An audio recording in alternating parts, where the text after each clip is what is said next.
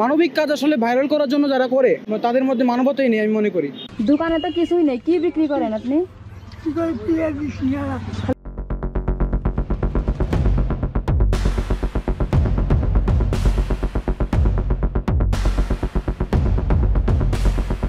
বিগত এক যুগ আগেও মানব সেবায় কাজ করা মানুষদের খুঁজে বের করা ছিল খুব কষ্টসাধ্য বিষয়।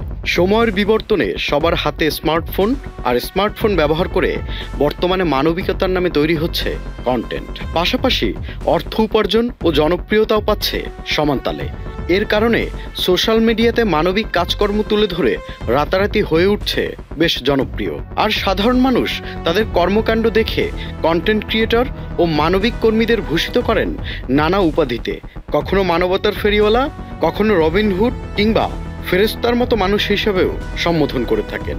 এই উপাধি ব্যবহার করে সোশ্যাল মিডিয়ায় কেউ রাতারাতি হয়ে ওঠেন ভাইরাল ব্যক্তি। আর এই ভাইরালের ভাইরাসে সাধারণ মানুষদেরকে আক্রান্ত করে তাদের থেকে সুবিধা নিয়ে থাকে নানা সময়। বর্তমান সময়ে সোশ্যাল মিডিয়ার সবচেয়ে আলোচিত নাম মিল্টন সমদ্দার। আমরা জানতে চাই মানবিকতার ফাঁদে কতটা বিশ্বাস অর্জন করেছে সাধারণ মানুষের। ডায়লগ দিছে যে ট্রেন যখন বানাইছি মুতার জায়গায় লয়ে আনাইছি, দেখা যায় কতটুকু সত্য প্রমাণ করে সে। যদি সত্যই হয় তাহলে তো সত্য। আমি এতদিন জেনে আসছি ওনাকে, আমি ভালো মানুষ হিসেবে জেনে আসছি, কিন্তু ইদানিং ওনার সম্পর্কে বিভিন্ন সোশ্যাল মিডিয়ায় আমরা দেখতে পাচ্ছি এটা অবশ্যই সত্যি ঘটনা। কারণ আজগুবি কেউ কোনো কথা বলে না, এটা অবশ্যই। এমনকি আমি ইত্তেফাকে দেখেছি ব্যাপারটা, যে ওনার সম্পর্কে বিভিন্ন ধরনের নেগেটিভ যে কথাগুলো হচ্ছে সেটা মোটামুটি সঠিক আমার মনে হচ্ছে। বিকাশে কম খরচে ক্যাশ আউটের লিমিট বেড়ে 50,000, প্রিয় এজেন্টও 2টা। দেখা যায় যে আসলে মানবিকতাকে সাইনবোর্ড হিসাবে ইউজ করে, কিন্তু আসলে তারা মানবিকতা তাদের মেইন উদ্দেশ্য থাকে না, তাদের অন্য।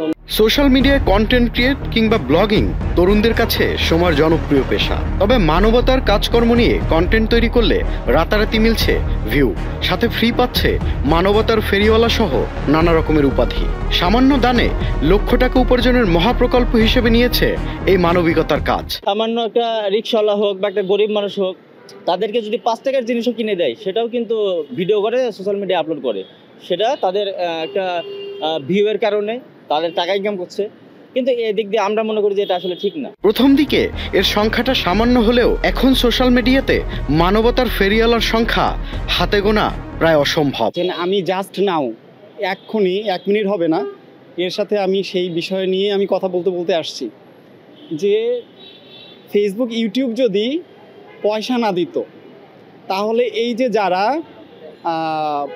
হচ্ছে মানবিকতা দেখাচ্ছে অনেকে এগুলো দেখাতো না। 1 থেকে 1.5 যুগ আগেও মানবিক মানুষ সম্পর্কে আমরা জেনেছি নিতান্তই কম। গহর আলী, পলান সরকার কিংবা জিয়াউল হকের মতো নিঃস্বার্থ মানুষ খুঁজে মেলা ছিল ভার, অথচ আজ ঘরে ঘরে মানবতার ফেরিওয়ালা। তবে মানবিক কাজের সংখ্যা আমাদের সমাজে নিতান্তই কম। নিজে ভাইরাল হওয়ার চেষ্টা না করে যে মানুষকে আর্থিকভাবে কোনোভাবে সহায়তা করা যায় কিনা সেদিকে চেষ্টা করা। মানবিক কাজ আসলে ভাইরাল করার জন্য যারা করে তারা প্রকৃত অর্থে তাদের মধ্যে মানবতাই নেই আমি মনে করি। তবে সময় এসেছে সোশ্যাল মিডিয়াতে ভালোর আলো ছড়িয়ে যারা ফায়দা নিচ্ছে তাদের মুখোশ উন্মোচনের। তাতে অনুপ্রাণিত হবে সত্যিকারের মানবিক কাজ করা মানুষগুলো, আর তাতেই সমৃদ্ধ হবে সত্যিকারের মানবিক কাজ ও মানবিক মানুষেরা। Tanfir Limon, channel I.